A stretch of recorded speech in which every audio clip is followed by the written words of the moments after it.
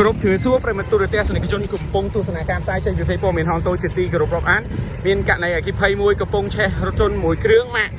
Hyundai Starex ដែលមានស្លាកលេខភ្នំពេញ 2AW 4353បាននៅត្រង់ចំណុចផ្លូវ60 ម៉ែត្រត្រង់ចំណុចស្តុបផ្សារទំនើប Eon 3ក្នុងសង្កាត់ចាក់អង្រែក្រោមខណ្ឌមានជ័យរាជធានីភ្នំពេញរថយន្តខាងលើឃើញឆាប់ឆេះផ្នែកខាងមុខយ៉ាងសន្ធោសន្ធៅតែម្ដងបាទដោយមិនទាន់ដឹងពីមូលហេតុទេហើយភ្លាមហ្នឹងគាត់យកកំពុងយកអីបាញ់ប្រលត់ដែរតែអត់រលត់ទេណាហើយក៏ឆាបឆេះកាន់តែខ្លាំងឡើងតែម្ដងនៅចំណុចស្តុបផ្សារទំនើប Eon 3ដែលនេះស្ថិតក្នុងមូលដ្ឋានសង្កាត់ចាក់អង្រែក្រោមខណ្ឌមានជ័យរាជធានីភ្នំពេញបាទហើយយើងឃើញហើយអណ្ដាតភ្លើងកំពុងតែឆេះខ្ពស់ខ្មាញ់ខ្លាំងមែនទែនបាទហេតុការណ៍អគ្គិភ័យឆេះរថយន្ត Starex ខាងលើកើតមានឡើងនៅវេលាម៉ោងប្រមាណជា 6:48 នាទីល្ងាចថ្ងៃទី 20 ខែវិច្ឆិកា 2025 នេះនៅត្រង់ចំណុចស្តុបផ្សារទំនើប Eon 3លើមហាវិថី 60 ម៉ែត្រក្នុងសង្កាត់ចាក់អង្រែក្រោមខណ្ឌមានជ័យរាជធានីភ្នំពេញបាទយើងឃើញហើយអណ្ដាតភ្លើងកំពុងតែពេញនឹងឆេះណាគឺត្របាញ់ខ្មួខ្មាញ់តែម្ដងបាទឆេះរថយន្ត Starex បាទហើយកំពុងតែត្រូវការឡានទឹកជាបន្តផងប្រកបការផ្ញើផ្អាដល់បងប្អូនប្រជាពលរដ្ឋនៅចំណុចកាត់ហេតុស្តុបផ្សារទំនើប Eon 3ក្នុងសង្កាត់ចាក់អង្រែក្រោមខណ្ឌមានជ័យរាជធានីភ្នំពេញនៅវេលាម៉ោងប្រមាណជា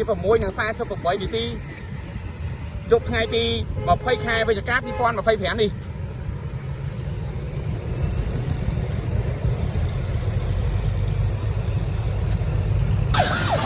បានឡានទឹកមួយគ្រឿងបានមកដល់ចំណុចកាត់ហេតុហើយ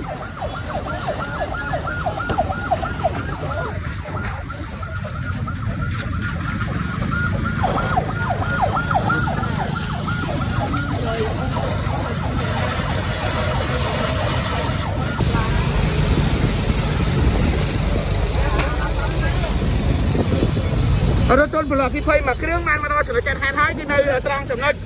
ស្តុបផ្សារទំនើប Eon 3ដែលស្ថិតក្នុងសង្កាត់ចាក់អង្រែក្រោមខណ្ឌមានជ័យរាជធានីភ្នំពេញ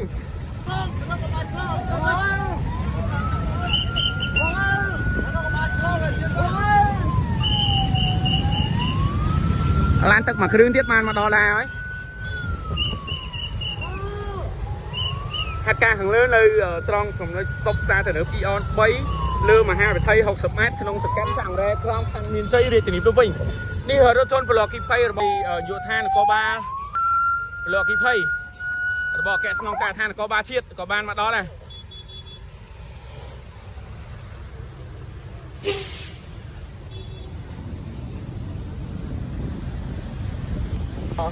អរគុណដល់អនសុកក៏ដូចជា